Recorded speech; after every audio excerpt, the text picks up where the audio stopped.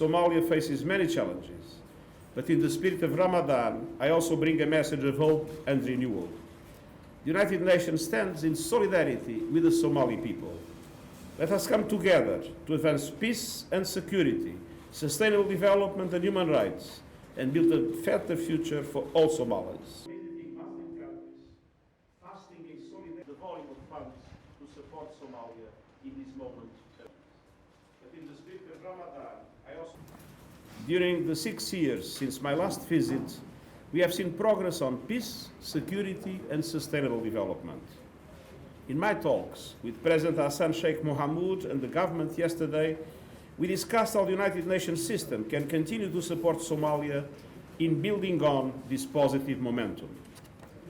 I commended the President's efforts to advance peace and security and highlighted the importance of strong collaboration with federal states to address the threats posed by Al-Shabaab.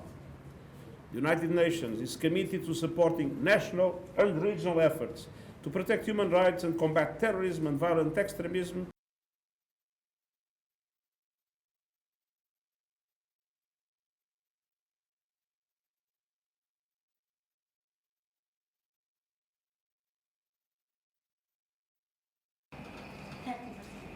The legacy challenge is lack of establishment of youth, but also the young women in Somalia. Thank you very much. I think I took much time. Young person for the person with disabilities. Somali Disability Network. 50. Thank you very much. Thank you very much for your question. Education, life, security, everything. A safe and inclusive civic space is essential to good governance and can help prevent and reduce violence. The full participation of Somali's women and young people in political life, including the constitutional review, is critical. I welcome the government's commitment to women's rights and representation and call for the full implementation and codification of the 30% quota for women in elections.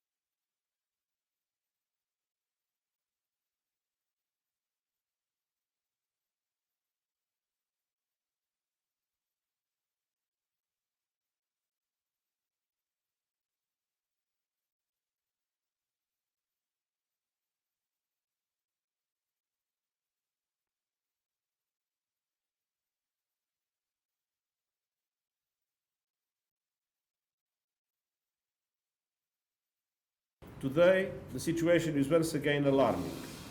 Climate change is causing chaos. Somalia has experienced 5 consecutive poor rainy seasons, and this is unprecedented.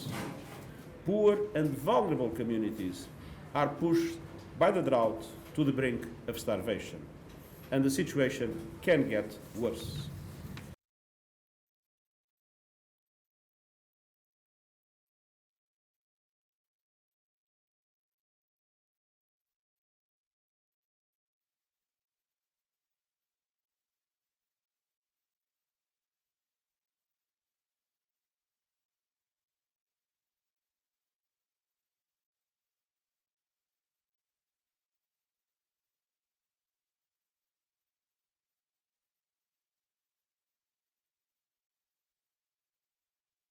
And we must now act to prevent a catastrophe.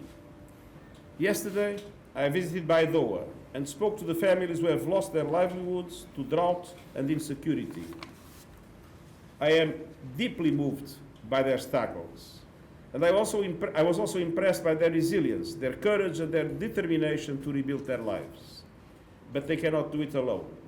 I strongly appeal to donors to stand with Somalis in their time of need. The international community has the responsibility and the interest to support Somalia with the resources needed to defeat Al-Shabaab, to build resilience and to sterilize the areas liberated and to provide much needed humanitarian assistance.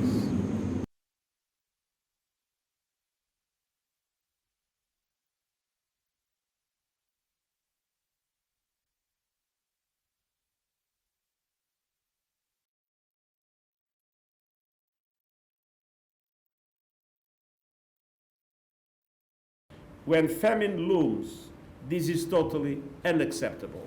The international community must step up and dramatically increase the volume of funds to support Somalia in this moment of difficulty. It is unconscionable that Somalis who have done almost nothing to create the climate crisis are suffering its terrible impact, just as they are beginning to emerge from years of conflict and insecurity. Has approved the creation of a loss and damage fund. Testify is that I've seen a considerable capacity. Have you been funding this amount, and what's the most important challenge